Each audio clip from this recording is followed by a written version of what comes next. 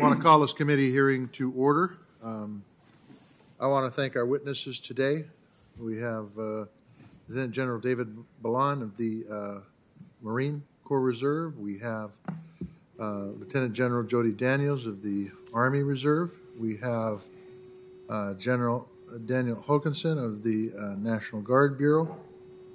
We have Admiral Mustin of the Navy Reserve, and we have Lieutenant General Scobee, Chief of the Air Force Reserve. Thank you all for being here, and we look forward to your testimony. Before I get started in my prepared statement, I want to say when you guys are up to bat, there's 5 of you. Try to hold it to 5 minutes. Your entire written statement will be a part of the record. I would just say this. Americans owe the National Guard and Reserve a debt of gratitude for your response to the COVID-19 pandemic. Nearly 60,000 National Guard and Reserve service members answered the call of duty. These were historic, record-breaking mobilizations. And I want to personally say thank you to you and the dedicated men and women under your command, as well as their families. The pandemic has impacted all Americans. We all know how it has disrupted our families and our careers, with so many jobs lost and questions about how to pay the bills. Nearly 800,000 members of the Guard and Reserve have been through the same, plus deployments, both domestically and abroad. That places further strain on families in civilian employment. Senators are reminded of these sacrifices every day when we come to work, because one of those deployments is right here at our nation's capital. This subcommittee wants to make sure that we're doing right by all Americans that serve in uniform. That means supporting them with pay and benefits that they have earned, making sure they are properly trained for their missions, providing for their mental and physical health, and ensuring that they have the equipment that they need when they're mobilized. When the President's 2022 budget arrives in the coming weeks, one of my first questions will be what it means for the well-being of our reserve components on all those fronts and more. I look forward to continuing our engagement with each one of the witnesses here today after the budget is provided to Congress. We want to know how that budget will support your priorities for the coming year. But as for today, I look forward for your testimony on the state of each of the reserve components, what challenges you are facing, and how this subcommittee can help. With that, I'll turn it to Senator Shelby. Thank you, Mr. Chairman. I want to welcome all of our witnesses today. Our National Guard and Reserves perform a vast and critical role in our national defense. They're called to respond to national disasters, homeland security threats, and overseas contingencies are constant.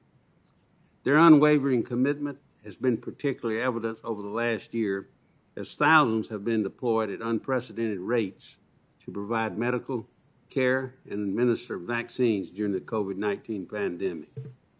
On behalf of my colleagues, I want to thank all of you and the men and women who carried these tasks out. I would also, at this point, as near-peer competitors, as we realize, are modernizing and developing their military capabilities at alarming rates, we want to ensure your departments receive the necessary resources to remain a ready and lethal force. I recognize that we will not receive the budget until May the 27th, and as a result, our conversations about specific funding items may be limited. But I also look forward to hearing from each of you about the ongoing efforts to sufficiently recruit, to train, and equip our reserve forces, especially in light of setbacks due to the pandemic. Mr. Chairman, I thank you for calling this hearing today. Thank you, Senator Shelby, and we will start with Lieutenant General David G. Ballon, Commander of the U.S. Marine Corps Reserve. Chairman Tester, Ranking Member Shelby, and distinguished members of the subcommittee, thank you for the opportunity to appear before you today and testify on behalf of the Commandant of the Marine Corps about your Marine Corps Reserve. I'm honored to appear with my fellow Reserve Component Service Chiefs and my senior enlisted advisors, Force Sergeant Major Carlos Ruiz, who sits behind me, and Force Command Master Chief Kerry Wesser. The mission of the Marine Corps Reserves is to augment, reinforce, and sustain the active component. We have reserve forces forward deployed alongside and integrated with their active counterparts, supporting numerous combatant commander requirements on a daily basis. Over the past year, more than 1,000 Reserve Marines and sailors activated and deployed to support 20 operational requirements across 6 geographic combatant commands. Despite the ongoing global pandemic, the Marine Corps Reserve has continued to train, equip, and prepare for the next fight. I want to thank each of the members for your support to the Marine Corps' Force Design Initiative over the past year. While this has necessitated the closure of our reserve tank units and bridging companies, we could not have begun our transition to a more nimble and lethal force without your assistance. I want to thank my fellow service chiefs, particularly the National Guard, for their support. They have been true partners by providing great options to our Reserve Marines who elected to transition to the National Guard in lieu of continuing their service as a Marine outside the immediate region. I would also like to acknowledge Admiral Mustin and the Navy Reserve for committing to explore new ways to integrate our Navy and Marine Corps Reserve team to ensure we are best postured for the future fight. Despite the tremendous pressures and obstacles that COVID-19 has presented, I'm pleased to inform you that the morale in your Marine Corps Reserve remains high, as evidenced by the reserve component end strength of 99% of our total requirement. Not only are we attracting new Marines, but they are also committing to service beyond their contractual obligations. On any drill weekend, an average of 25% of the Marines standing in formation are not contractually obligated to be there. Every month, these Marines have a decision to make, and they choose to continue to serve and lead their fellow Marines and sailors. I'm always impressed by the professionalism, competence, dedication to duty, and motivation of our Reserve Marines. The way they balance family responsibilities, civilian careers, and school with their military service is nothing short of extraordinary. Like their active duty brothers and sisters, they serve selflessly to protect our great nation, and they continue to answer their irrational call to serve. As Secretary Austin highlighted, our most critical asset is our people. The Marine Corps Reserve must promote and retain the very best Marines and sailors, regardless of race, gender, ethnicity, or background. Through the diversity of thought and action, we can find more resourceful and innovative solutions to the increasingly complex problems presented from great power competition. We are actively developing new initiatives and strategies to help achieve a more diverse and ultimately a more talented Marine Corps Reserve. We will need all Marines and sailors to contribute to solving the issues we will face and to ultimately win the next fight. I want to thank this subcommittee for your continued support to the National Guard and Reserve Equipment Appropriation. As you may recall, last year I requested your support for my effort to use NAGRIA funds to remedy the deficiencies of individual combat clothing and equipment within the Marine Corps Reserve. As ICCE becomes more expensive in the future, a more flexible NAGRIA is a key tool Congress can employ to help protect our warfighters. In closing, I want to extend my gratitude for your ongoing efforts to provide timely appropriations each year. This has a direct impact on your Reserve Marines and sailors and their limited number of training days. Your continued support will help to ensure the Marine Corps Reserve will have predictable and uninterrupted training schedules to maximize personnel, material, and training readiness. I appreciate the opportunity to be here today, and I look forward to your questions.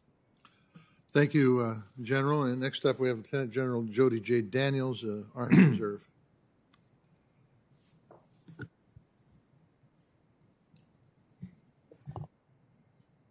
There we go. Chairman Tester, Ranking Member Shelby, distinguished members of the subcommittee.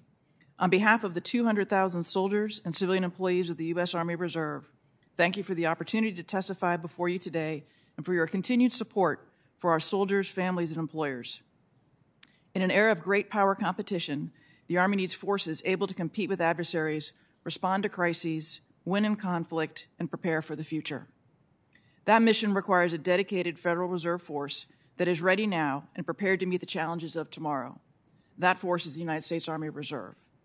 At the cost of just 6% of the total Army budget, the Army Reserve provides 20% of the total force, nearly half of the Army's maneuver support, a quarter of its force mobilization capability, and a myriad of other unique capabilities.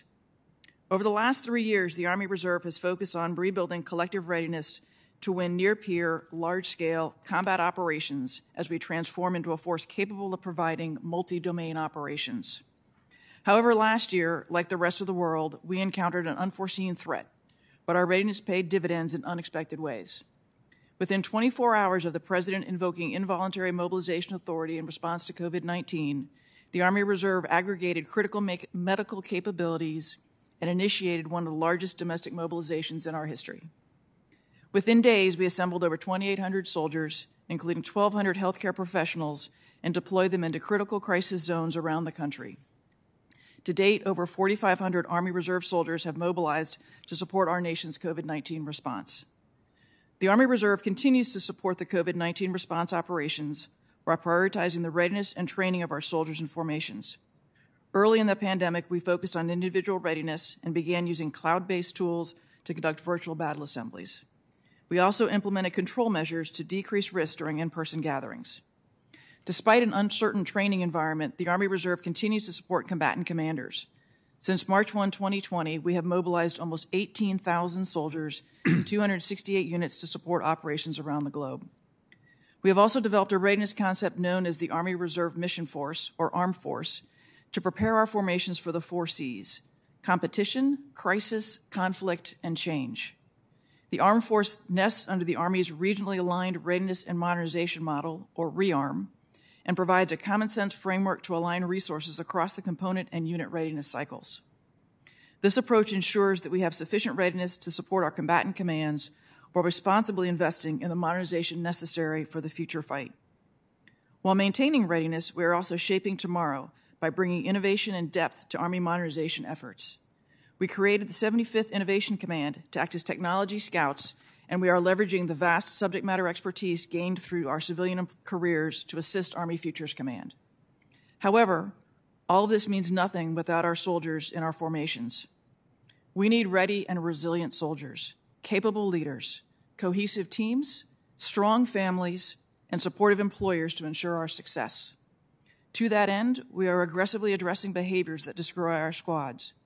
Sexual assault, sexual harassment, extremism, and racism run counter to our Army values. We are embracing the philosophy of "this is my squad" to build a culture of dignity and respect and ensure all believe their lives are worth living. Sustaining critical operational capabilities requires adequate and predictable funding. We are grateful for the consistent appropriations that positively impact Army readiness and modernization efforts, meet the needs of the Army and our combatant commands across the full range of military operations, including support of the National Guard and Reserve equipping account. Their future holds many challenges, but today's Army Reserve is the best trained, best equipped, and striving every day to be the most ready Army Reserve in our nation's history. With your continued support, we will continue to build on our strong foundation to meet the needs of the nation and shape the Army Reserve of tomorrow. Thank you, and I look forward to your questions. Thank you, General Daniels. General Hokanson of the Guard Bureau, you're up. Chairman Tester, Ranking Member Shelby, and distinguished members of the subcommittee, it's an honor for our senior enlisted advisor, Tony Whitehead, and I to join you today on behalf of the soldiers and airmen of your National Guard. Earlier this month, we reached a key milestone, the 10 millionth person vaccinated against COVID-19 by members of our National Guard. This is not only a reason for hope and relief, it's a testament to our abilities and a triumph of our partnerships. As the primary combat reserve of the Army and the Air Force, we are man-trained and equipped to fight our nation's wars. But in times of emergency, our people, training, and equipment help us respond to our communities. Last June, more National Guard troops were mobilized than at any time since World War II. Nearly 120,000 soldiers and airmen were deployed supporting the warfight overseas or involved in domestic operations here at home. And despite the COVID environment, we continued our military training and met every overseas deployment requirement. In January, in response to the attack on the Capitol, we mobilized and deployed 26,000 National Guardsmen to D.C. within 2 weeks. Using organic National Guard air support and logistics, soldiers and airmen from every state and territory arrived to help secure our 59th presidential inauguration. This past year was an extraordinary one for our National Guard, and in the interest of time, I'd like to highlight just one weekend, Labor Day of 2020. That weekend, while many Americans were on holiday, more than 64,000 National Guardsmen were on duty around the globe. Roughly 20,000 were deployed across 34 nations in support of our combatant commanders. During that same weekend, more than 18,000 were helping their communities fight COVID-19 from manning testing sites to working in food banks so our fellow Americans would not go hungry. More than 3,500 were helping their communities recover from Hurricane Laura in Texas and Louisiana. More than 2,600 were supporting Customs and Border Patrol on the southwest border. More than 1,500 were protecting the rights of peaceful protesters and safeguarding communities against violence in Georgia, Texas, Kentucky, and Wisconsin. That same weekend in Alaska, a team of Guardian Angel airmen rescued 2 hikers, one who fell more than 100 feet off a cliff. For their actions, they were awarded the Wilderness Rescue of the Year by the American Red Cross of Alaska. And still on that same weekend, specially modified C-130s from the California and Nevada Air National Guard, along with helicopters and unmanned aircraft from multiple states, were fighting record wildfires. This included the dramatic rescue of 240 people trapped by wildfires in the Sierra National Forest by the California National Guard's 40th Combat Aviation Brigade. This daring night rescue in heavy smoke was possible because our crews were equipped with modernized helicopters and the latest generation night vision goggles. For their heroism and extraordinary achievement, the air crews were awarded the Distinguished Flying Cross. This one weekend is just one of many weekends for the National Guard. Our country and our communities needed us, so our Guardsmen left their families and their civilian jobs and proudly served as soldiers and airmen. Their selfless service is both important and inspiring and is reflected in our recruiting and retention. It's no surprise the National Guard was ready for the challenges we faced in 2020 and continue to face in 2021. This would not have been possible without your investments over the last 20 years that transformed the National Guard from a strategic reserve to today's operational reserve. I'm grateful for the committee's support in helping provide our soldiers and airmen the facilities, equipment, and training resources they need to be interoperable on the battlefield and responsive in our communities. Combined with our partnerships at every level, from local first responders to FEMA to our 82 international state partnerships, we are posturing for the future. However, there are still places we fall short. Our equipment must be deployable, sustainable, and interoperable. Our facilities must be repaired or replaced if they're no longer functional, and our full-time support must increase so we can better manage our resources and, most importantly, our people. There are also distractions our soldiers and airmen face every day. If they don't have health care, what happens if they get hurt or injured after they come off orders? If they're doing the same job as their active or reserve counterparts, why are they treated differently? If they've invested their career in the space mission, will there still be a home for them in the National Guard? Every day our team is working to address these issues, and there are solutions, and I'm committed to working with the Army and the Air Force and you to find them. Among my most pressing concerns are premium-free health care for Guardsmen, the establishment of a Space National Guard, and elevating 6 of our general officers commensurate to the levels of their responsibility. These are strategically important issues, and they are the right thing to do. The National Guard is about 20% of our joint force, and anything that impacts our readiness reduces our nation's ability to deter and makes us less competitive, less capable, and less lethal. Help us keep our promise to remain always ready, always there. Thank you for the opportunity to be here. I look forward to your questions. Thank you, General Hokanson. Next up, we have Vice Admiral John Mustin of the Navy Reserve. Chairman Tester, Ranking Member Shelby, and distinguished members of the subcommittee. Probably need the mic. There we are. Chairman Tester, Ranking Member Shelby, and distinguished members of the subcommittee, thank you for the opportunity to appear before you today. It's my distinct honor to report to you on the status and the vision of America's Navy Reserve. I'd like to take this opportunity to recognize my wife, Kim, whose steadfast support through my nearly 3-decade Navy career exemplifies the service and sacrifices typical of our military spouses. I'd also like to express my gratitude to Navy Reserve Force Master Chief Chris Coates, my partner and confidant, who tirelessly advocates for our enlisted reserve sailors every day. This is also the perfect time to publicly thank my fellow Reserve Service Chiefs for their ongoing support, counsel, collaboration, and partnership. Finally, I'd like to recognize the 109,000 sailors, our nearly 500 dedicated civilians, the families who support them, and the thousands of employers who value and enable the service of our citizen sailors worldwide. They are all equally critical stakeholders in the success of our Navy Reserve. Your Navy Reserve sailors are flexible and responsive. This past year alone, to address the coronavirus 19 pandemic, the Navy Reserve activated more than 7,000 sailors in direct support of the nation's emergency response. I remain humbled by their agility, capability, and their sacrifices, as well as the enduring support of their families and employers. Your reserve force is also a strategic asset, aligned with the National Defense Strategy, the Tri-Service Maritime Strategy, and the Chief of Naval Operations Navigation Plan. The Navy Reserve is at an inflection point, pivoting to develop essential strategic depth. This renewed maritime focus on integrated, all-domain naval power will address the provocative behavior we experience daily from a rising China, a resurgent Russia, and other ambitious authoritarian states who seek to disturb global norms and the rules-based international order. To this end, the singular priority of the Navy Reserve is simple: warfighting readiness. Modernization of our equipment, training systems, and mobilization processes will generate efficiencies that enhance our contribution to the total force at an attractive, resource-informed cost. To ensure our sailors are operating relevant modern equipment, procurement of the Juliet variant to replace legacy C-130 aircraft is the Navy Reserve's #1 equipment priority. With an average age approaching 3 decades and a mission-capable rate of only 25%, the current C-130 Tango fleet is challenged to meet sustained fleet logistics requirements.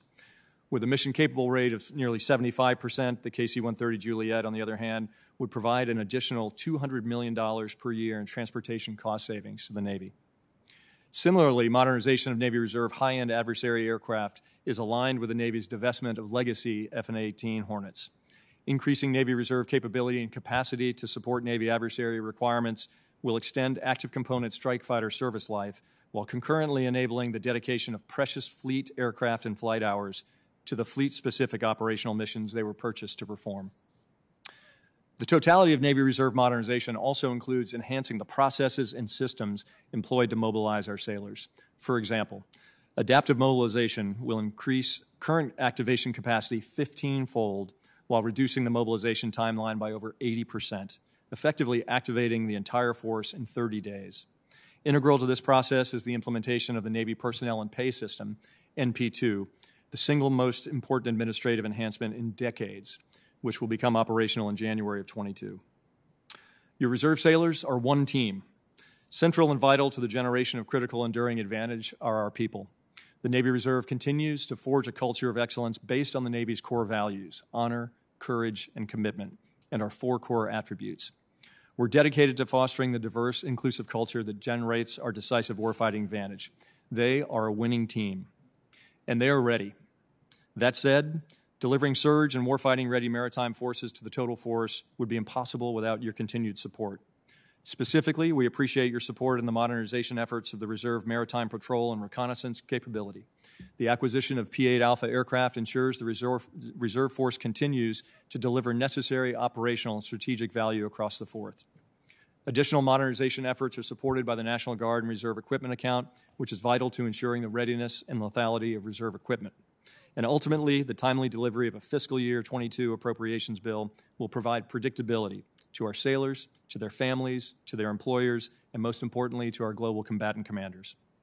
Chairman Tester, Ranking Member Shelby, I remain humbled every day by the commitment and contribution of our citizen sailors, our dedicated civilians, and the supporting families that collectively are your Navy Reserve. They all serve our nation with distinction every day in every theater around the globe, 24/7, 365. They are the sentinels of our security. Their readiness is neither coincidental nor guaranteed, and yet our Navy and our nation are counting on them to be ready when called. With your continued support, they will deliver proudly and capably. I thank you for your support and attention, and I welcome your questions. Thank you, Admiral Mustin. Next, we have Lieutenant General Richard Scobee, the Air Force Reserve. Well, microphone to work. I think it is. Thank you, sir. Hello, Chairman Tester, Ranking Member Shelby, and distinguished members of the subcommittee. It's an honor for me to be here today with my other service counterparts. And it's also an honor for me to represent the airmen of the Air Force Reserve. I would normally be joined today by my senior enlisted advisor, Chief Master Sergeant Tim White, but he is supporting the Chief Master Sergeant of the Air Force and the Chief Master Sergeant of the Space Force at their quality of life hearing with the House. As a command team, the command chief and I are continually amazed at the accomplishments of our Air Force Reserve citizen airmen, despite every challenge that has been put in front of them over the past year.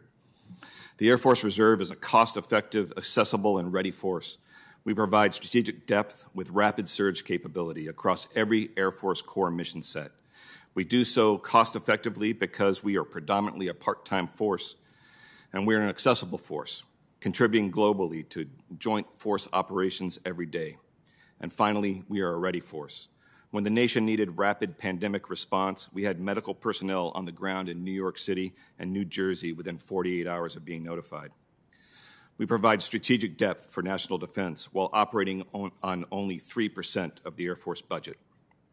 We're committed to attracting top talent and fostering a culture of inclusion where every airman is valued and can thrive. With Congress's assistance, we preserved pre-pandemic gains in both individual and unit-level readiness, and through things like force innovations such as virtual training. We modernized key weapon systems and lessened critical manpower shortfalls.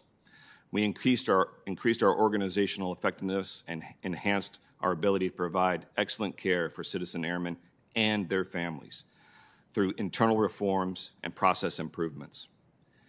The Air Force Reserve invests every congressionally enacted dollar for maximum return. We are grateful for the $19.5 million we received in CARES Act funding, which allowed us to rapidly scale our telework capability to protect our workforce during the pandemic. We are also grateful for continued direct hire authority for critical career fields. Last year, with this authority, we significantly increased our Air Reserve technician pilot manning from where it was at 75% the last time we talked to 97% today. Our requested fiscal year 22 budget will ensure the Air Force Reserve meets national defense strategy objectives and the multi-domain force that we need. We are in step with the Chief of the Staff of the Air Force's vision to accelerate change or lose. We are able to compete with our nation's adversaries across the spectrum of conflict, and will continue to do that by capitalizing on our readiness gains we made last year.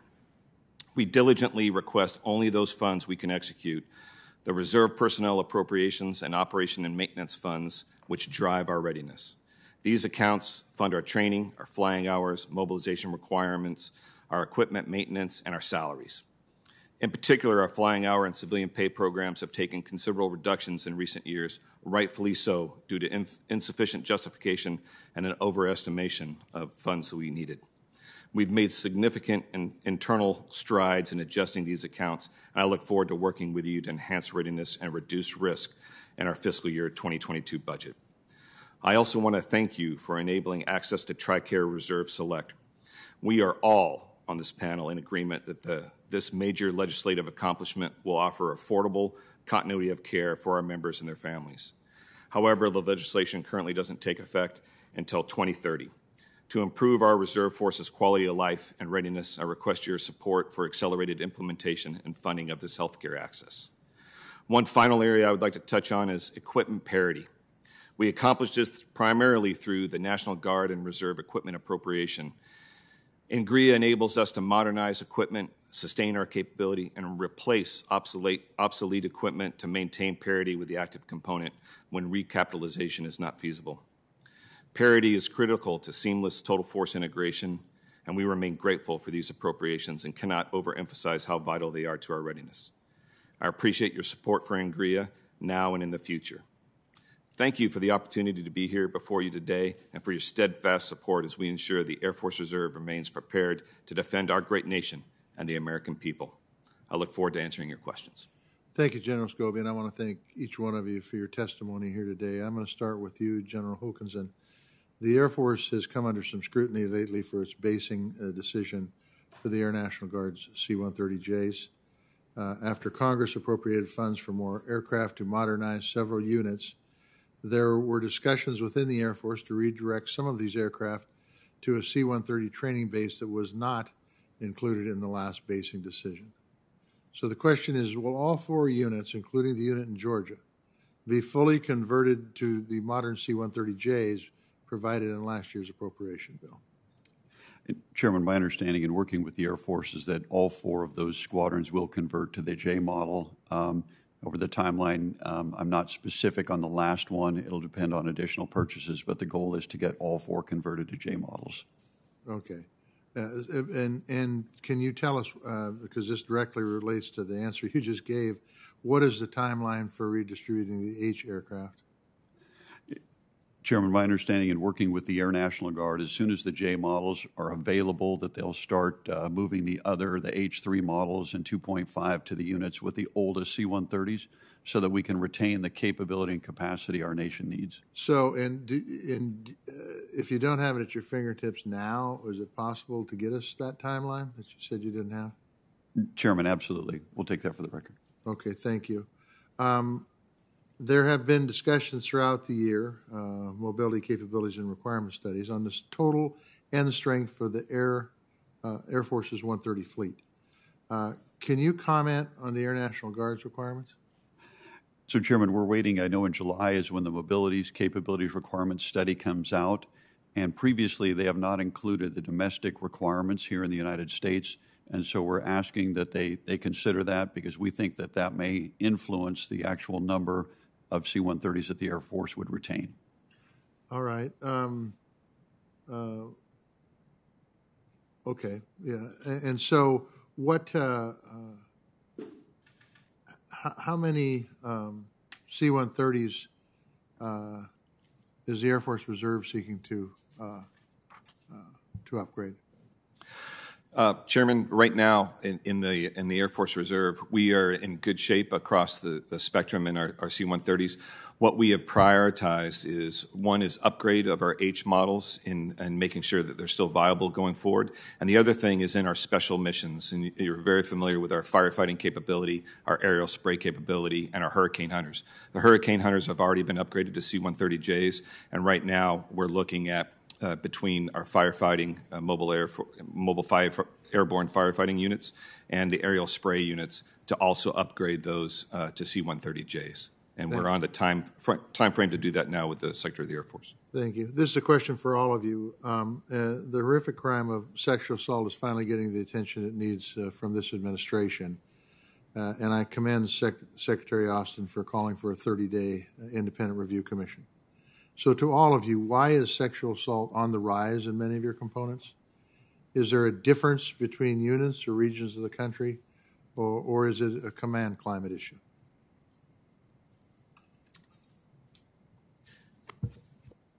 Senator, I first want to start by acknowledging that the service takes sexual assault extremely seriously.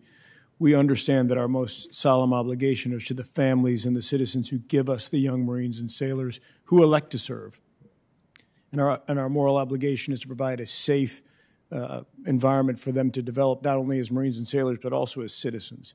So there is no course of action that Congress may suggest to increase the opportunity for safety and to increase the overall wellness of those Marines and sailors that we would even begin to think adversely about.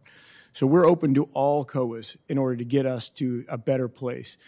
I do acknowledge that within the Marine Corps, the reporting has increased. There's several different ways to look at that, and one of that is that, the first thing we had to do is establish credibility with the force that by reporting, they could trust the institution to do something about that. And we believe that that's part of the increase in reporting, that by no way mitigates the actual crimes that are being committed. So what we're trying to do with overall health and wellness of the force, particularly with sexual assault, is to continue to educate, continue to hold accountable those transgressors, and to increase the overall safety at all bases and stations for our young people. General Daniels? Across the Army Reserve, we're seeing our numbers declining. However, that does not make us a perfect organization, as any of these numbers is just too many. So we're still tackling the challenges. We're working on our command climate. We're working on using this is my squad philosophy to get after those conversations, to have soldiers and their leaders have much greater interaction and knowledge of backgrounds, to make sure that we're treating everyone with dignity and respect and they're all brought in. We've done an extensive effort to retrain our lawyers and refresh their capabilities so that they have immediate conversations with all new commanders, so that commanders know and understand their responsibilities should these allegations come forward. We've had a lot of retraining and reinvigorating of knowledge of dignity and respect across all of our formations, and we will continue to do so. We're taking a hard look at how should our programs be structured. Is there a difference between preventive measures and then response measures? Should these programs be delivered in different methods? And so we're taking a really hard look at all of this to help our force turn out with a much better outcome. Thank you. General Hoganson. Chairman, shortly after becoming the chief of the National Guard Bureau, we stood up a sexual assault task force because obviously what we've been doing in the past has not made a significant difference. And so we're looking across all 54 states and territories in D.C. to look at those programs that seem to show promise and make sure that we invest in that. And I'm looking forward in June to see the readout from that group.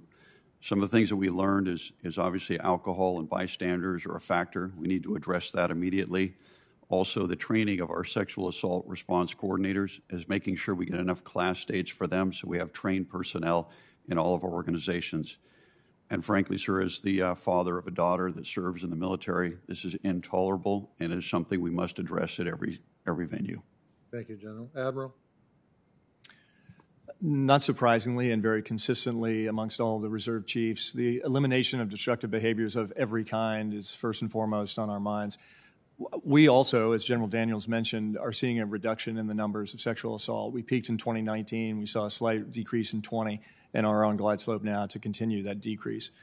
I agree that the increase in reporting is helpful. We've determined now that the culture of excellence umbrella concept is designed to demonstrate what right looks like. So the creation of a culture wherein every sailor can serve in an environment where they're not only safe, but they're encouraged to perform is the outcome we seek. And frankly, while we see the elimination, of course, is paramount, but every single incident is one too many. And so we are all driven together. And this is not a Navy Reserve initiative, but a Navy initiative. So our culture of excellence is the umbrella concept.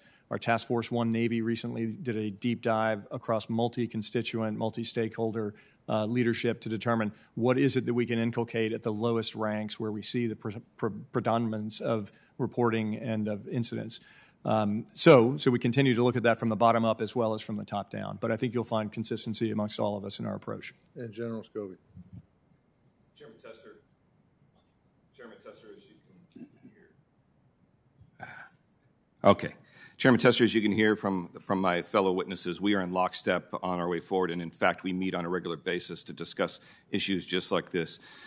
This tears at the fabric of who we are as a Department of Defense.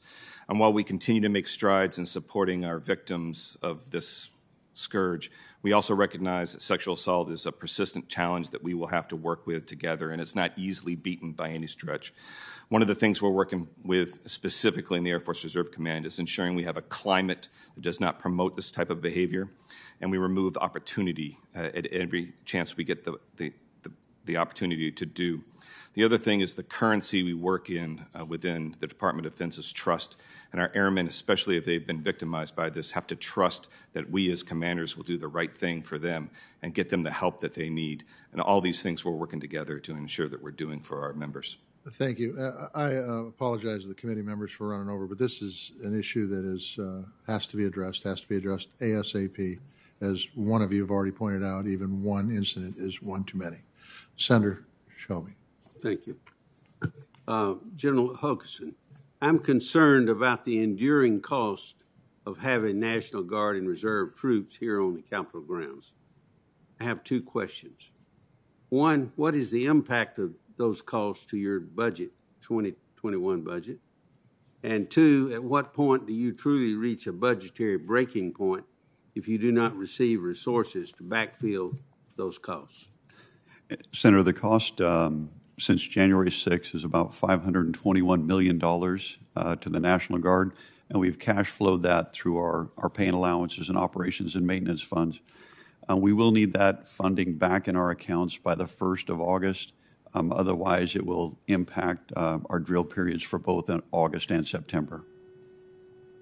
In the area of readiness and modernization, General Daniels and General Hoganson, this question. Can you tell us here more about the requirement behind this new model, how it will be resourced, and what overall improvements it will provide for our Guard and Reserve components in the Army? General Daniels, you want to start?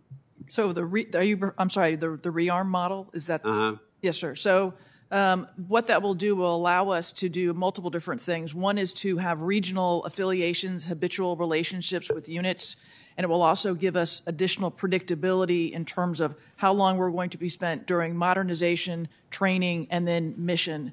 So it will allow us to get into a very predictable cycle for our units, and that will help the employers and the families and the service members know when they're going to be going off and doing these missions. And, sir, with the National Guard, the benefit there is if you look at our state partnership, we're already regionally aligned, and particularly with the Army National Guard, we've taken our 8 divisions and actually allocated the subordinate force structure, so there are actually 8 full divisions.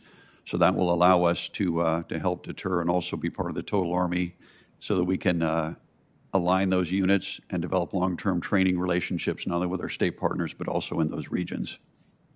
General Hokanson, with the recent rise in cyber attacks against the U.S., what's the National Guard's role in defending the homeland from cyber attacks, and how is it working with other federal agencies with similar responsibilities? And finally, does the Guard have the resources it needs for cyber defense, the personnel and everything? Yes, sir. If you look at our cyber forces, we have about 5,000 or 4,000 cyber professionals within the National Guard, and that's in 59 units in 40 states. Mm-hmm. We also have what's called a defensive cyber element in each state, and we did a year-long study under the a CMAP program, which basically looked at a CST type. And what came out of that is we believe that establishing those existing units to be aligned with what Cybercom would utilize, and we would man, train, and equip them the same, they would provide that capability within each state. If you look over the past year and a half, we had 2 incidents, both in Louisiana and Texas, where the governors activated their cyber professionals within the National Guard under state active duty to address a cyber attack, one to a school district and another one to a county. And using Louisiana as an example, they were able to come in and mitigate the ransomware and save tens of thousands of IT systems, which, as we all know, is something a school district could not absorb with their budget. General, the CBO in the area of Space National Guard and Reserve that you mentioned earlier, yes. The CBO has estimated that an additional $100 million annually will be required to create a Space National Guard and Reserve area, a unit, with a bill up to $490 million annually for a larger Space Guard. Given the level of defense funding proposed by the current administration, how does the National Guard plan to prioritize resources for modernization while also standing up a new service component? So, Can Senator, you do it without more resources? Sir, the actual cost is about $200,000. And that's just to change the name tapes on their uniform and the sign outside their buildings and the flags of the units. The units already exist. They're already performing the mission today. We don't need any additional MILCON or any additional overstructure. We basically just tape the folks that are doing the mission today, and instead of Air Force, it says Space Force on their name tag the next drill weekend. That's good news. Best I've heard in a long time. Thank you, Mr. Yes, sir. Senator. Thanks very much, Mr. Chairman. I want to focus for a minute on January 6th and ask General Hokanson as follows. If we use some 26,000 National Guardsmen, and I thank all of them, their families, for their service to our country and sacrifice, as well as others in COVID-19, but if we use some 26,000 to protect this Capitol after the insurrectionist mob overran the Capitol on January 6th, conversations are ongoing about what to do next. I'm afraid all the prospects are terrible in terms of the access of the public to this building. But I wonder if you are in on those conversations and whether there's a basic question asked as to whether we have to go beyond the National Guard and Reserve and really think of a permanent military presence on Capitol Hill. Senator, with respect to that, I was basically, in many cases, just asked to provide force, and so I worked directly with the 54 to make sure that we got the personnel that were required to get here. When I did get a chance to read the Task Force 1-6 report, looking back, I tend to agree with the number one requirement that there's a lack of number of U.S. Capitol Police officers, which caused their reliance on other agencies. And so When I look at this as a guardsman, I see this primarily as a law enforcement issue, and I think it would be a law enforcement solution to that. Obviously, until that capability is there, the Guard is there to do whatever we're asked to do. And currently, sir, the 2,300 that we have here today are scheduled to end their mission on the 23rd of May, and we are not aware of any requirement beyond that. And so at that time, our folks will all go home. Well, it really raises a basic practical question. If the complement of law enforcement is not adequate to the challenge, for instance, the thousands that left the president's rally and came marching up here to crash through the windows and doors and to assault the policemen and that, there was need for supplemental help for sure. Yes, sir. And it took several hours, but they arrived and finally brought the Capitol back under control.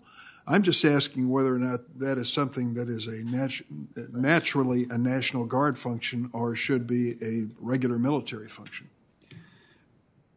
Sir, if we look at our full-time manning within the National Guard, they're basically there to administer and train the part-time force. We don't really have any forces that are there full-time with a dedicated mission set. And so for us to do that, it would cause some legislative changes for the National Guard to do that. Okay. Let me ask a follow-up question. At the heart of domestic terrorism in America, according to the FBI and the Attorney General, is white supremacy, racism, white nationalism. We're seeing in those who were arrested and charged with January 6th, veterans of the military, and I think in one instance, at least one, active military who were participating. So if the issue of sexual predation should be dominant in our thinking, so too should the issue of racism in the ranks. Yes, sir. What are we doing, what are you doing to deal with this issue and to make certain that it is not a challenge to the integrity of your unit? Yes, Senator. So we follow very closely the training requirements of both the Army and the Air Force, and frankly, there is no room for extremism of any sort within our organization. And so we rely on our lower-level commanders and our adjutants general when they identify personnel that may be susceptible to this, that they either address it within the military chain of command or within local law enforcement, whichever is the appropriate means. So let me ask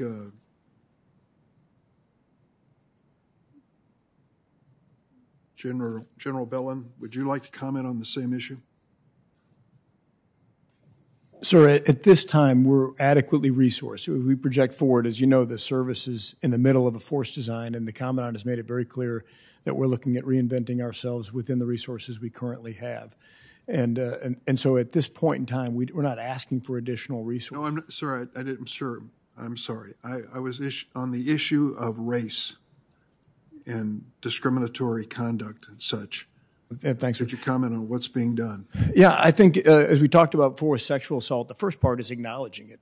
And I can report to Congress at every level of the Marine Corps, as I engage from second lieutenants in Quantico all the way up to my peers, we are actively acknowledging the problem. And it is not a nice to have. It is not an additional burden for us to solve. It is a primary problem set within the culture of the service. And by talking about that and by signaling at every level that this is the priority, then the natural culture of our service to align, follow orders, and execute priorities kicks into effect. And from my experience, the level of candor that goes on in the conversations right now, I've never seen anything like it on any issue. The acknowledgement, the candor, the sharing of the different underrepresented populations about what their life is like as a minority, for example, or what they perceive on social media and how it contradicts our culture is exceptional right now, and that's the beginning. I thank you for that. There have been programs, I won't take any more time of the committee this morning, but there have been programs which have suggested that even though we nominally ended racism in the military in the 1940s under President Truman, the reality is much different. And I think that can be said across America in many different venues. I think we have to take a very honest, forthright, and open position on this, that if you're a racist, you have no place in the military. If you're guilty of sexual predation, you have no place in the military. I hope that is clear, and I'm going to ask each of the branches to respond, as I don't want to take any more time this morning. Thank you. Thank you, Mr. Chairman.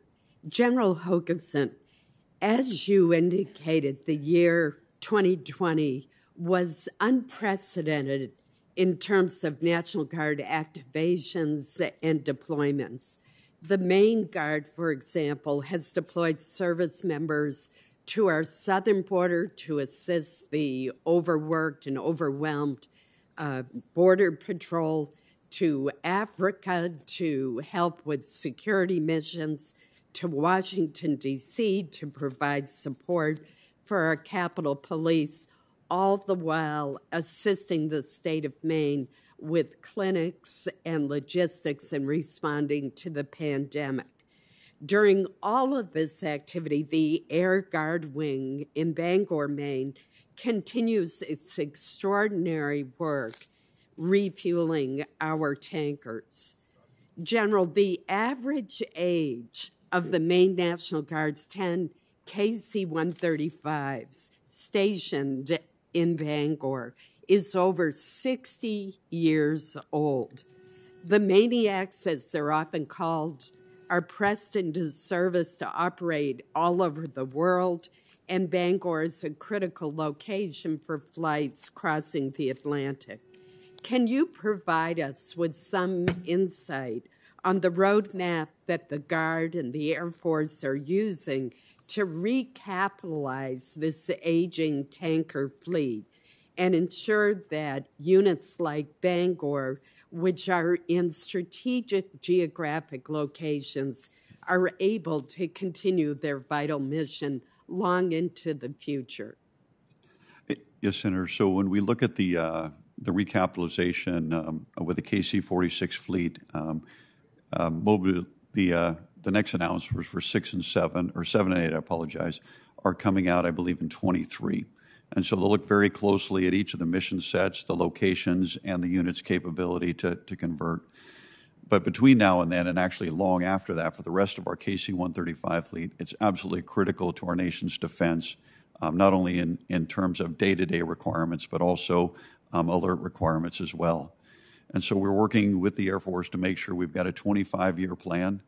I think some of these aircraft may be approaching 100 years old, but the recapitalization and the investment in those airframes is critical so that we can maintain that required capability and capacity for our nation. Well, I would welcome your coming to see the Air Refueling Wing and would be delighted to host you for a visit. I think you'd be very impressed. Yes, ma'am. I'd love to get there. I recently traveled to the southwest border and witnessed the ongoing crisis there. I very much appreciate the work of the Maine Guardsmen and women who have been supporting the Border Patrol in Arizona. I happen to go to Texas. I understand that the Department of Defense has received a request from the Department of Homeland Security to continue supporting these border deployments beyond the end of the fiscal year. What is the status of the planning to extend the Guard's presence into the new fiscal year? So, Senator, we received that request recently. I know it's going through the Office of Secretary of Defense right now to determine how that's going to be resourced going forward. With the rescinding of the Declaration of National Emergency, a Title X option we're looking at for the Guardsmen to potentially fill that, but it may be active component. But they're looking at all options right now, ma'am. But we know the current units that are scheduled there are to come home on the 30th of September. So we're making sure that we do this as quickly as possible to notify those forces so that there's no break in coverage. Given the 20-year high in the number of migrants crossing the border, it is evident that the Border Patrol agents simply, though they work so hard, are overwhelmed and really need assistance. So I hope that will be approved or that active duty forces will assist them. Thank you. Yes, Senator. Thanks very much, Mr. Chairman. My question is of you, General Hokanson, and I very much appreciate your highlighting the California National Guard's very heroic efforts battling wildfires. Last year alone, 4 million acres in California burned. 10,000 structures were destroyed, 5,000 of them homes. 31 people lost their lives. So I am very interested in what the Guard can do to be helpful to us. Do you have any suggestions that you might care to make? Yes, Senator, thank you for the question. And thankfully, there was a river between one of those fires and my parents' house. Wow. But when we look at the way we fight forest fires, we've really kind of taken the approach that we've learned from hurricanes. And this March was the first time we actually had a wildland firefighting symposium where we brought all the states together that fight forest fires, along with the National Interagency Fire Center, to take really a different approach, because it's no longer a fire season. We start to call it a fire year now. And what we've tried to do is identify, particularly in California, Washington this year, where aviation units may be deploying, and identifying states to make sure that they train their air crews so they can fill that gap in case there's a need in California or any of the states that fight wildland firefighting. We're also looking at the ability, when we look at some of our Title 32 active and Guard and Reserve personnel, traditionally they are only on for 72 hours under immediate response authority. I'm working on a policy, which I should have completed by the end of the month, to give adjutants general the ability to retain some of those personnel in an emergency basis to help support firefighting, because it's absolutely critical our leaders are with them at all times. I note that, first of all, thank you for that answer, that some 14% of the Guard members lack health insurance. It's my understanding that while on active duty orders for more than 30 days, Guardsmen are eligible for military medical coverage. However, once their orders end, or if members are activated for less than a month, they have fewer options.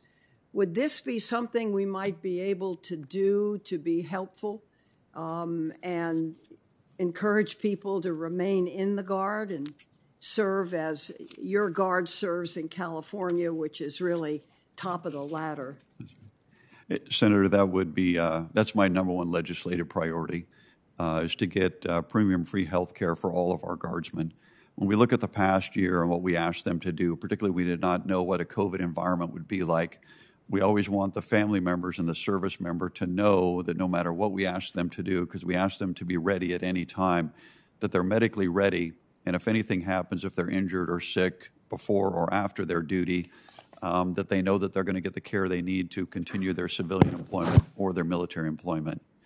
And one of the other things we're concerned of is when you go from orders, sometimes you have to change medical care from your civilian provider to TRICARE. And in some cases, they'd have to find new medical providers.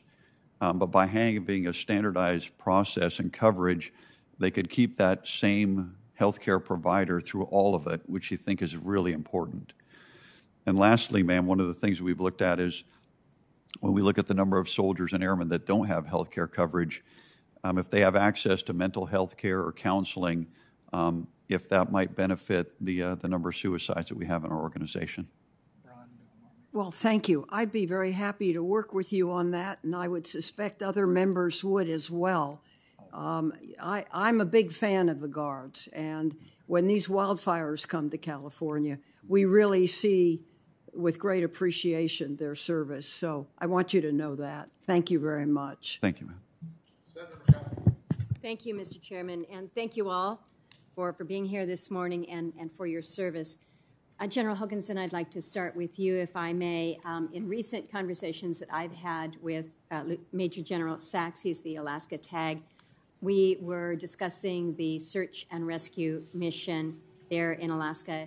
In the 176th Wing, located at J-Bear, there are 3 rescue squadrons, you're familiar with them, which utilize the H-60 in their operations. We're told that the HH-60s belonging to the 176 have the highest operational tempo in the Air Force and the highest utilization rate. We know that the wing needs some additional and some upgraded H-60s to keep up with the mission demands and to support the growing focus the DoD has placed on the region, on the Arctic region. The current plan to bed down additional aircraft in Alaska isn't targeted until 2026. And so you've got kind of a misalignment there, if you will, with the growth in mission requirements, the operational requirements, and the aging of the existing helicopters. So can you update me? Are there options that exist to allow for perhaps a reprioritization of these assets? And then also, is the utilization rate calculated into the decision-making process? Yes, Senator. And so, obviously, as a former rescue pilot, I follow 176 very closely, and they do an incredible amount of rescues and make a huge impact every day. And we'll be working with the Air Force. I'll make sure, number one, that we have no gap in coverage in terms of the number of the aircraft there, but also ask that they take a look based on the operational tempo and the requirements, particularly unique to Alaska, especially as the Arctic begins to open more and there may be additional requirements for them in that area. I know the Future Combat Rescue Helicopter, once that's online, our maintenance rates should go up on those.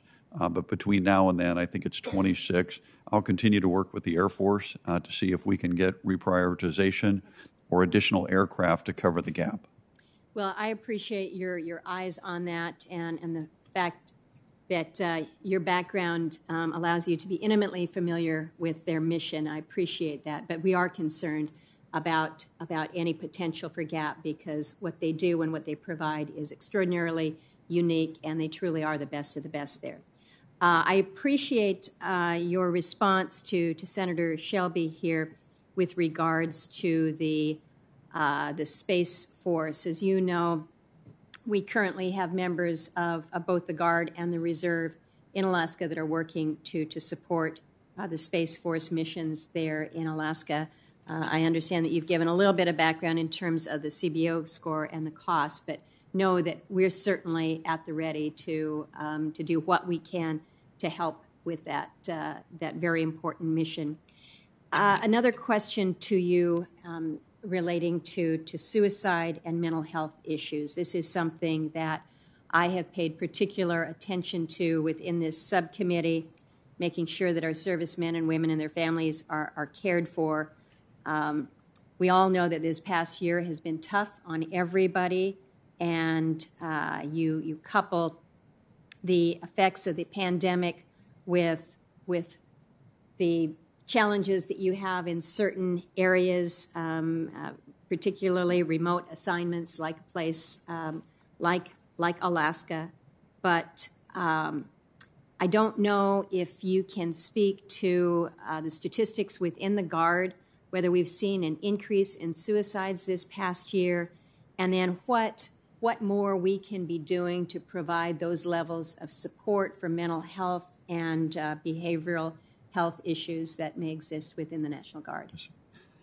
So, Senator, when we looked, we actually watched this very closely over the past year, and at the end of 2020, we were actually just one below our 10-year average. But frankly, anyone is devastating, not only to the family, but also to the organization. And I actually stood up a suicide prevention task force to take a look at what we're doing across the entire National Guard. Coming into today, we're about 5 below where we were last year at this time. But once again, any single one of those is just devastating impact to the entire organization. One thing that we've done is we've looked at some additional programs, and we have 27 pilots that were running pilot programs. We reached out to the 54 states and territories that they brought up as potential benefit to our service members. And one I'd like to highlight is called SPRING. It's the Suicide Prevention Readiness Initiative for the National Guard. And what it does is it takes existing data from every county in the United States and identifies potential risk factors. And when they reach a certain level, the adjutants general and the commanders within that state can assess a region based on the things that are taking place within those counties, and also hopefully preventively address that and provide additional training or counselors within that region to make sure that our service members know that there's opportunities for them to discuss any concerns they might have. Appreciate that, Mr. Chairman. I think that's an interesting approach, recognizing that oftentimes these factors are community-based, regionally based. So I look forward to knowing and understanding a little bit more. Thank you. Thank you. I believe we have Senator Schatz virtually. Thank you, Mr. Chairman. Thank you to all of our panelists. I want to continue the line of questioning from Senator Murkowski regarding mental health access and suicide prevention.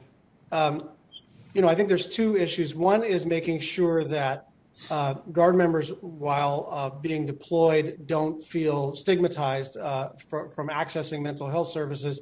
And the other is, to the extent that we're making progress in that area, in reducing stigma and encouraging everybody across our society to understand that mental health is just health and that every Guard member ought to access those services. I worry a bit about the transition from deployment to regular life when they have access to all these great services and programs and initiatives that you've started up, and then they're back to their regular life and may need continuing mental health services, and that transition can be challenging. So could you speak to both issues, the stigma issue, and then how do we transition when someone's coming out of their deployment? Yes, Senator. So when we look at the day-to-day, the stigmatism related to that, when folks come off deployment, they have the opportunity to meet with medical professionals on their way out, and they can request help, and they can also be aware of the services available to them. And that extends for about 6 months post-deployment. Also, they do a periodic health assessment, which allows them to go online and fill out a lot of questions. And having recently done it, they ask a lot of questions if they have any mental health concerns, if they'd like to see someone, and they can do that really anonymously. Now, with respect to the enduring concern, this really goes back to my number one priority legislatively, and that is to pursue TRICARE Reserve Select for all of our Guardsmen, where they don't pay for any principle related to that. The key there is that way that's always available to them, because you never know when you're going to need it, because your life situation could change at any time. But knowing that they can get mental health care or see a counselor, I think is something that we don't know the benefits of, but I believe it certainly will help. Thank you, General, and you certainly have my support for that very important legislative initiative. Moving on to the Asia-Pacific region, when I talk to Indo-PACOM commanders or ambassadors in the region, everybody loves the state partnership program. So I'm wondering if you could just help us to understand how we can use the state partnership program to support Indo-PACOM specific deterrence initiative. Yes, sir. So when you look at the National Guard, so we're 20% of the entire joint force. And specifically to the Indo-PACOM region, we have 13 state partnerships. In fact, as the Adjutant General of Oregon, I had state partnerships with both Bangladesh and Vietnam.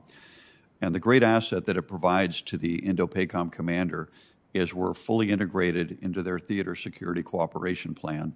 And these enduring relationships that we build with these countries also is an additional U.S. presence, but also gives us many times the opportunity to counter some of the messaging that they receive from China and other countries.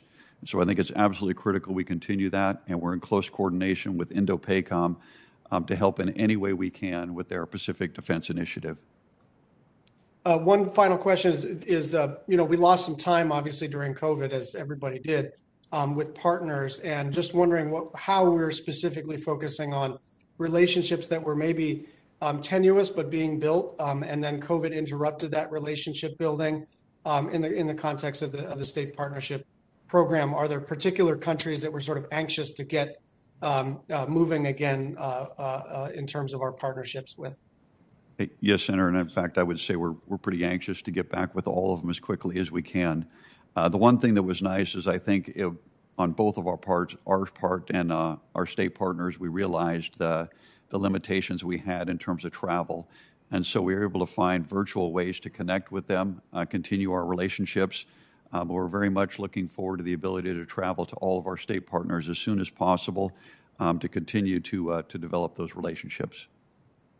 Thank you. And On energy resilience, I just wanted to flag that the president, as you know, issued an executive order establishing a federal clean energy standard. This may not have immediately, risen to your desk, but I'm going to submit a question for the record about the particular ways in which you're going to have to change your procurement process in order to comply with the president's executive order. But I'll submit that to you for a response for the record.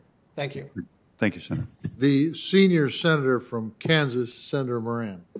Mr. Chairman, thank you for that recognition. Assuming that it has nothing to do with age, I appreciate it. General Hokanson, there's a pilot program that was authorized in NDAA, in the FY21 NDAA, that would allow the testing and development of National Guard partnerships across state lines in regard to cybersecurity. The opportunity was for the private sector to participate in one state, the National Guard in that state then be able to assist other National Guards in another state in regard to training, preparation, and response to a cybersecurity attack. I don't think it's necessary to say, but something that's hugely important and front and center for all of us. As you know, I think the Kansas National Guard is home to some of our nation's best cybersecurity operators. And we also have a number of civilian stakeholders who are interested in assisting in that mission. So that pilot program has been authorized. My question is, if we provide you with proper funding, is the DOD prepared to pursue, make the assessments, tell us how that program might work, and do you foresee any roadblocks that would prevent the mission that is contemplated by this pilot program from being accomplished? Yes, Senator. So I'm looking forward to seeing the end results of that. But what we've done internally is take a look at that as well. And I really look at cyber like, in many ways, like a hurricane. So we need additional truck companies come down there. And the same with cyber. If we need additional cyber help through the EMAC process, we can move them state to state to provide that capability. And in some cases, they don't even need to move. They can operate from their current location. So that's very important. But I think, to your point, a lot of our relationships with the civilian providers or companies that have, exquisite experience, and many of our guardsmen work for them, and they bring that to their cyber jobs, is absolutely critical. But when we look at the fact that we're literally, at war every day on the cyber battlefield, it's important that our guardsmen are trained and up to date, and they can respond wherever they're needed within their communities.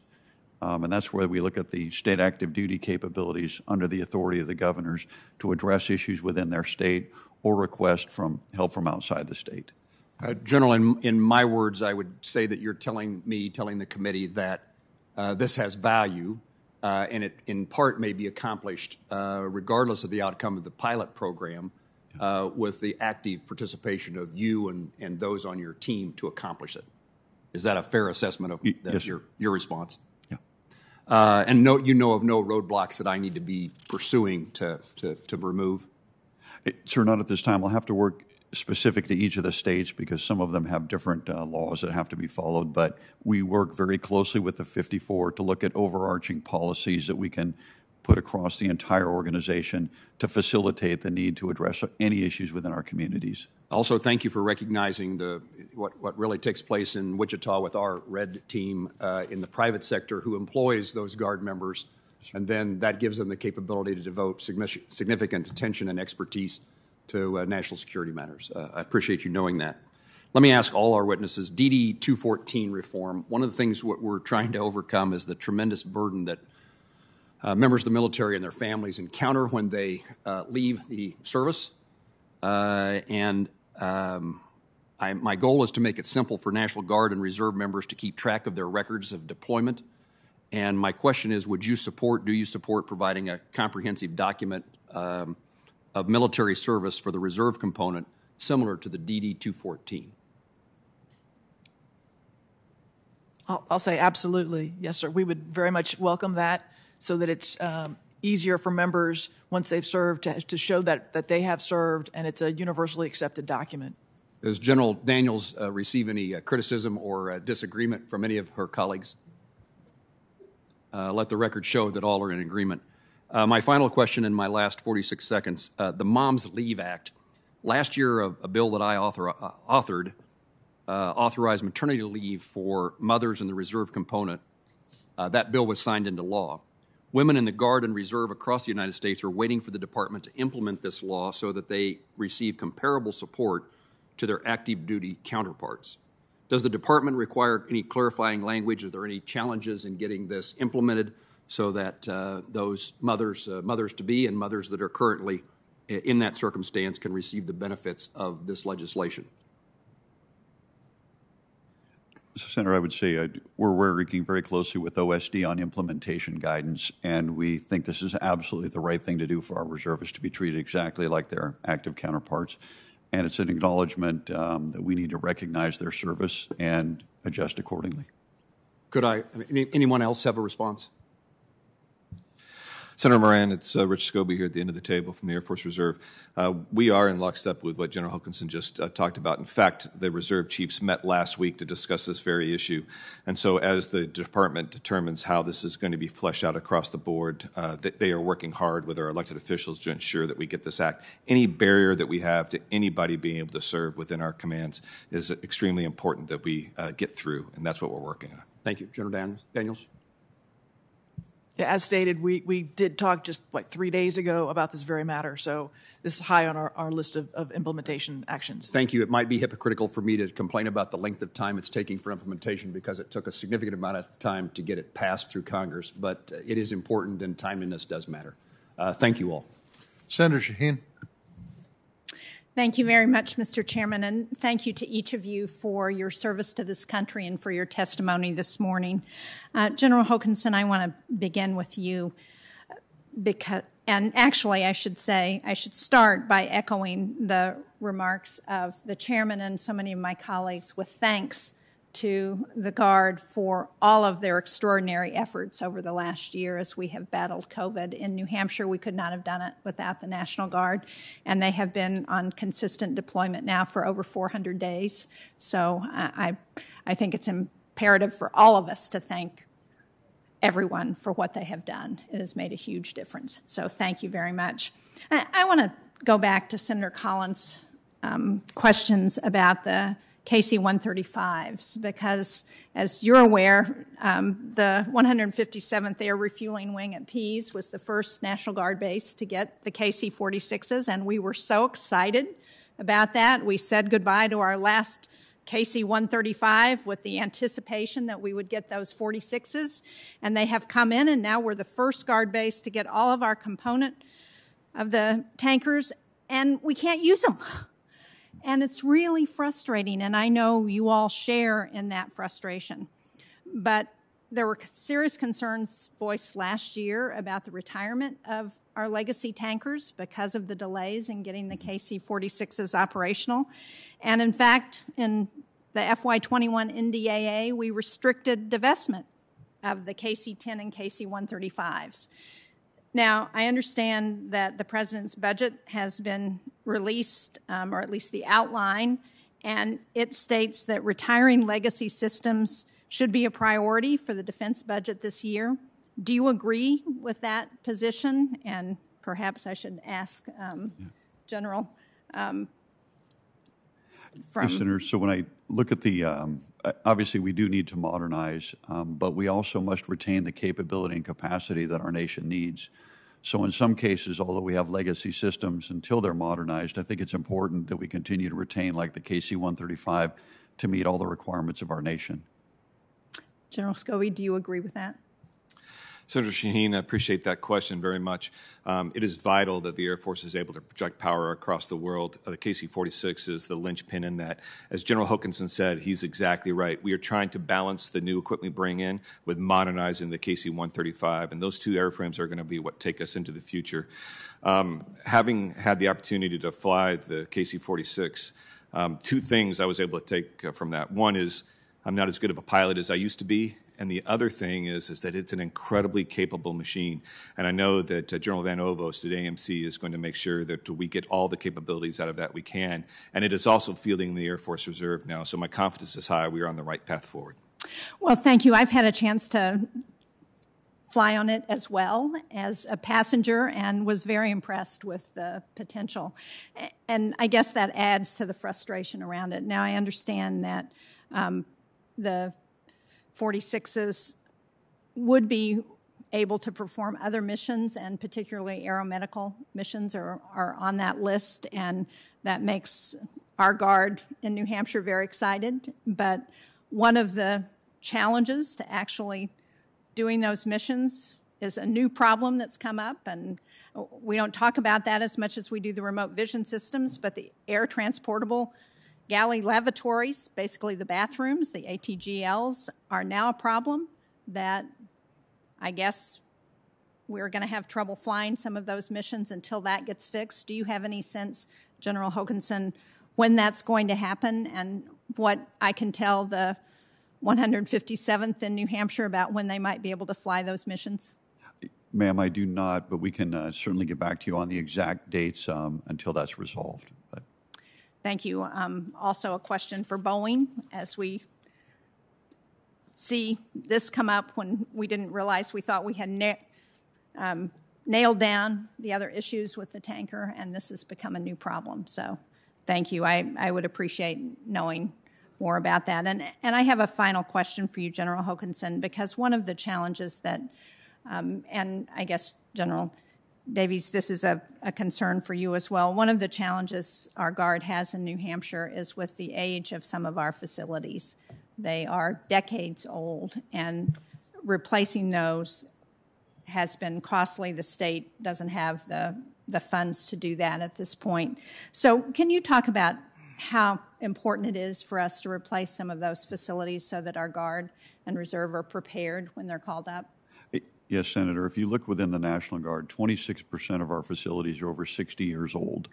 And I know I've worked with General Michaelitis on the state not having to have a match, especially during the COVID environment. But it's absolutely critical, and this really goes back to the climate. If you look at how inefficient so many of our facilities are, and everything that we build new or replace, we make sure it's modernized and it's more efficient, so it reduces the energy draw for those. But also, if you look at the armories, these were built in the 50s and 60s, and back then an infantryman could put everything in a wall locker. And that's not the case anymore. There's significant equipment requirements and security requirements. So any additional funding we can get, we always put to good use. Thank you. Do you want to add to that, General? We're in a very similar situation. We're funded at about 86% of our requirements, and we continue to do the best we can with the resources that we've got, and we continue to look for modernization and efficiencies wherever possible. Thank you both. Mr. Chairman, I know I'm out of time, but I would suggest that as we're thinking about any infrastructure package, thinking about how we can support our Guard around the country would be an important piece of that. Thank you all. Thank you, Mr. Chairman. And General Hokanson, thank you for visiting with me earlier. Appreciate it. And I want to begin by talking about the MQ-1C Gray Eagle. That's an important part of the important equipment for active duty Army. Matter of fact, the Gray Eagle, they operated across all of their combat aviation brigades. And so, given that the Army National Guard is expected to deploy and fight alongside the active duty counterparts, it seems to me to be very important that you have the Gray Eagle as well for your soldiers, and that you are trained on it. And so I would ask your opinion, and do you support fielding the MQ-1C Gray Eagle for the Army National Guard? Yes, sir, Ed. When we look at the Army National Guard division, so there's 10 active duty divisions, and we're now forming the 8 National Guard divisions, and that capability currently resides in the combat aviation brigades on active duty. And I want to make sure that our National Guard is equipped and looks just like the active component. So if they have Gray Eagles in their combat aviation brigades, I would strongly advocate for the same capability within the National Guard so that our units are interoperable and we have the same capabilities in each of our divisions. So what steps need to be taken to accomplish that? So I believe the Army would need to be resourced because as we brought the 8 additional Guard divisions on, those capabilities like DeVarties and other organizations are being stood up in the National Guard right now so that we have the same and look the same. Also, I want to ask about the MQ-9 Reaper. Our Air Guard flies that, the Happy Hooligans in Fargo, and they were one of the very first Guard units to get the that mission. Originally Predator, now Reaper, and they've been flying it continuously ever since. We're building a new operations facility, which is good, but we're flying the Block 1 MQ-9, and we need to get to the Block 5. And so we work to fund, to authorize and fund 16 of the new aircraft for this fiscal year. We'll continue to work to do that. But I would like, your assurances that for Guard units like ours, that they will transition in a timely way from the Block 1 to the Block 5. Yes, sir, and I believe they're scheduled to convert in 24, about the same time as the facilities will be completed. And obviously, sir, if there's any opportunity to speed that up, we'll work with the Air Force to do that. But I know currently the plan is in FY24. Appreciate that. My next, question, it relates to tuition assistance. Huge tool for recruiting and retention for the Guard and all reserve units is making sure that the educational benefit is there, both the federal tuition assistance and the GI Bill educational benefit. And I had put in legislation with Senator Pat Leahy to make sure that the Guard and all reserve components can use both, because you need it for recruitment to get these. Your business is a high-tech business that calls for certainly capable people physically, but they have to be super sharp now in terms of using all the technology, to stay ahead of our adversaries. So our legislation would make sure that all reserve Guard and all reserve components could use both. Now, good news is that the DoD has said, yes, we're going to do that. So tell me, where are we in getting that done and getting it out to our soldiers, our men and women in uniform? Yes, sir. So within the Army National Guard, we've got it out, and we've had that capability previously. Within the Air National Guard, we've had to fund that, and currently we have 14 states that are doing that. But based on the success of that program, we are now funding within the Air National Guard 8 additional states every year until we get all 54. But, sir, as you mentioned, it's an incredible benefit to our Guardsmen. It really is. And I would welcome comments from any of the others on that. And the TRICARE Reserve Select benefit is something that we have to have out there for Guard and Reserve as well, starting with you, General Hokanson, and then General Scobee, and anyone else that wants to weigh in on either of those, that educational or health care benefit. Yes, sir. As I mentioned, that's my number one legislative priority. It's a benefit not only just to the medical readiness of the organization, but to the family members, and also it's a benefit to the employer, knowing that if they employ a Guardsman, they have their own health care. And also we talked about potentially benefits when it comes to suicide prevention by having mental health readily available as well as counseling. General Scobee? Senator Haven, exactly right. General Hokanson has explained it correctly. And I will really tell you from a reserve perspective, this is a new benefit that we have on the education piece, and we're very thankful that you started that and that the Department of Defense has followed through with what we wanted for our airmen. Our airmen now are so much better than they were in the past with as far as education, high tech, and the things that we've been able to do over the last few decades. We really need these benefits because it attracts and retains the airmen that we need. And then as you talked about TRICARE Reserve Select, we are extremely thankful for that benefit. Right now it's scheduled to take place in 2030. We'd like to move that up sooner if able. But the ability for our airmen not to have lapses in coverage is exactly what we've been talking about up here as a group, is to ensure that we have all the medical benefits that should be allowed for our members to use, especially when it comes to mental illness or anything that would happen to them and when they are activated. Thank you. Yeah, I know I'm over my time, Mr. Chairman. Just any other thoughts that... Senator, I'd offer just a slightly different perspective. I think all of these benefits are welcomed by all the service chiefs, and they're of great use and utility to our force, our future force. The problem becomes if you look in the lens of future resourcing, our obligation is to train these young warriors to be prepared for the next fight. And if we push all of our resourcing into education and health benefits, which are exceptional, where are we aggregating risk if we're cutting into the resources that we really have to use, which is preparing them for war? There's a fine balance here. If there's one pie to slice from, we have to look at where we're taking the slices from and then consider the actual risk to the human beings that we're trusted to safeguard. Thank you. Appreciate that. Thank you, Mr. Chairman. Senator Baldwin, virtually. Thank you, Mr. Chairman. General Hokanson, as we discussed recently, I wrote to the DoD Inspector General late last year, concerned that not all Guard members were protected as whistleblowers due to the Inspector General's interpretation of military whistleblower protection statutes. The IG wrote back last month saying that it would begin expanding whistleblower protections to Guard members operating under Title 32 status. This is a welcome update, but I really believe that all members of the Guard should be protected regardless of duty status. Further, I do not believe it was Congress's intent in passing military whistleblower protections to have these protections be dependent on a specific duty status instead of simply tied to being a member of the armed forces in general.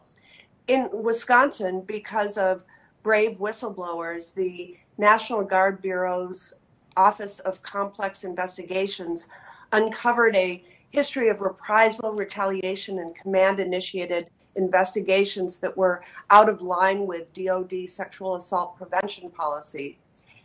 We have to ensure that these types of whistleblowers are protected from reprisal. So can you discuss the importance of ensuring that whistleblower protections include all Guard personnel? And do you support a change in definition of, quote, member of the armed forces that would ensure whistleblower protections for all members of the Guard? Yes, Senator. So when we look at the intent of that policy, our key is to work with the 54 adjutants general in their states to make sure that they follow the intent of that policy unique to their state. And so we will look very closely with them and work with the adjutants general as those that would implement that to make sure that we have a policy that covers all of our Guard members based on their service. Thank you. General Hokanson, can you explain a little about how the Office of Complex Investigations works? For example, how are cases assigned? How are investigators trained? And how does OCI decide which sexual assault cases it investigates? Yes, Senator, and thank you for the opportunity to talk about this. So when we look at our Office of Complex Investigations, because 95% of what we do operates in the Title 32 or in a state status, the majority of the time we're not under Title 10. And so we rely on our local law enforcement and local prosecutors to address serious events, specifically sexual assault. And in cases where the local law enforcement may not take the case, we had created an administrative review under our Office of Complex Investigation. In that case, the victim or the adjutant general can ask for the OCI to come into their state and conduct an investigation, administrative, and make recommendations to the chain of command. And so what that allows us to do is to take a look at some cases that may not be accepted or may not meet the criteria of local law enforcement, and it gives us an avenue to address those issues. When we look at where we are today, traditionally we had about 18 to 24. Shortly after becoming the chief of the National Guard Bureau, I reached out to the 54. We were able to get 32 trained investigators right now. We also separated it from our general counsel and is independently and is now led by a general officer with a legal background in his civilian career who, General Walker, is doing some incredible work making sure that we look at all of the new cases, but also the backlogs. And the key is we're trying to get the older ones done as quickly as possible so that we can get current and reduce the time frame from when it's reported until that adjutant general receives a completed report. Does the Office of Complex Investigations have enough investigators to investigate every case sent to it from the states at the current staffing level? Senator, we could always use more resources. For us, it's finding qualified personnel across the organization that have the time to do this or could leave their civilian career to do this. So we could obviously always use more, but it's a fine line between that and those capable to do it that are volunteering to do it. Yeah. How many investigators would the Office of Complex Investigations need to keep current, and what funding or other assistance from Congress could help you get there? So, Senator, I know we have 32 today, and General Walker recently came on board. He's doing a complete review of the entire organization. So if you don't mind, I would prefer to get back to you directly from him, because I know he's looking at the caseload and the number of folks he would need and the exact resources. I appreciate that, and we'll look forward to that information. Let me add on to that. What would the National Guard Bureau require in order to have the Office of Complex Investigations do, say, top-down reviews for each Guard unit on a rotational basis or as a matter of routine in order to ensure that their sexual assault policies are in line with federal law? Yes, Senator, I'll defer to General Walker and I'll get his specifics there, but I know this is something that we work with our 54 adjutants general to make sure that they're following the policies directed by each of the services and that they meet those requirements, and that we review them to make sure that they have the personnel assigned to the areas where they're supposed to be, and also to make sure they're trained. And one thing this has brought up is the availability of school seats. Also, the unique environment the National Guardsmen operate in, since 95% of our time is in a Title 32 status. And so we're actually right now exploring the potential of creating our own schoolhouse to really take the best of what the Army and the Air Force does, but also train to the unique environment the National Guard operates in. Thank you, Appreciate Senator that. Baldwin. Thank you, Mr. Chair. Yeah, thank you, Senator Baldwin. Senator Bozeman.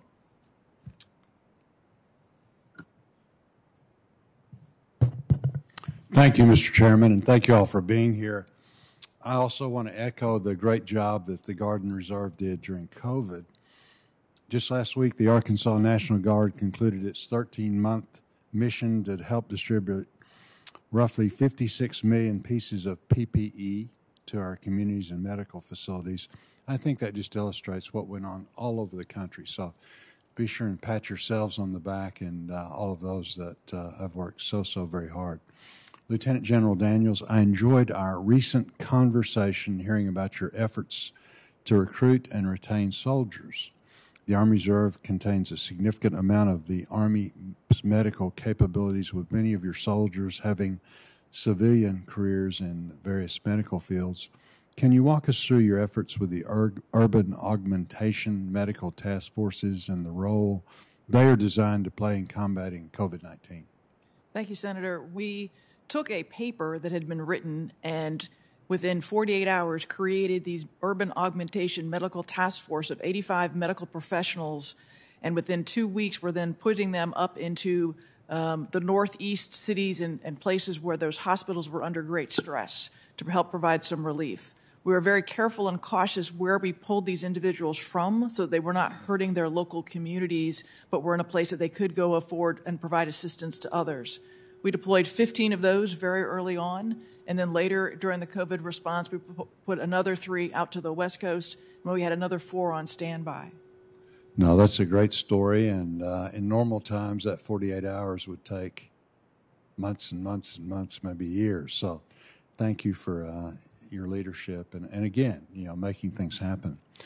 General Hokanson, in your written testimony, you spoke about providing the necessary forces to meet joint force mission. You mentioned several Guard units that deploy overseas and the extensive training that is necessary for them to go. Locations such as Fort Chaffee in Arkansas have the capabilities to provide first-class alternate locations for units to train to meet the growing demand of joint force. I guess the question is, can you comment on the current readiness of the National Guard, and do you have the necessary capacity needed to train those forces? Yes, Senator. So when we look at the current readiness, even despite the COVID environment, we met every single one of our overseas deployment requirements, and also we met every requirement from our governors.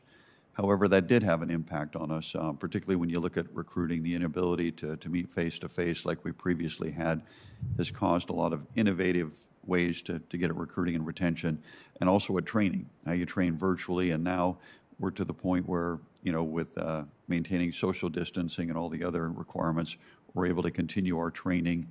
And also, in fact, it was the National Guard's first of the 34th Armored Brigade Combat Team was the first one to go through a combat training center rotation in a COVID environment.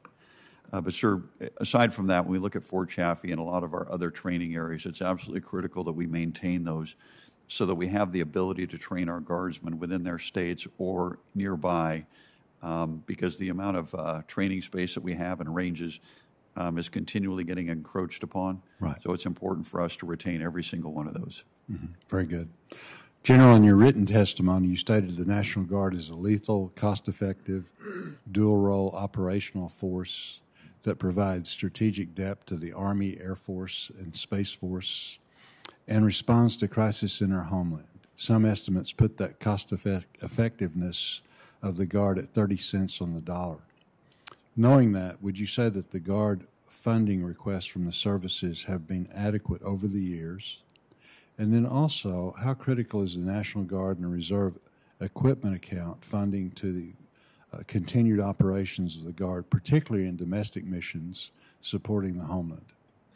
So, sir, related to the last question with NAGRIA, the equipment account, it's absolutely critical to the modernization of the National Guard and I think all of our reserve components.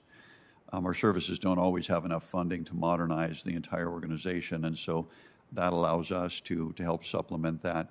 But also when we look at a lot of the critical dual-use capabilities, like I'll just use fire buckets as an example to fight forest fires, that allows us to do that, to purchase that equipment and maintain it in case our communities ever need it. Mm-hmm. Very good. Thank you, Mr. Chairman. Thank you, Senator Bozeman. We appreciate all your testimony here today. Senators may submit additional written questions, and we ask you, if you receive those, to respond to those in a reasonable period of time. The next Defense Subcommittee will reconvene on Wednesday, May 26th at 10 a.m. for a closed hearing on Intelligence Committee. On the housekeeping front, the hearing after the next one, because it will be in a closed hearing, so this won't apply. But we will ask questions on this committee based on seniority and who is physically present. After those questions have been asked, then we'll go off of seniority virtually.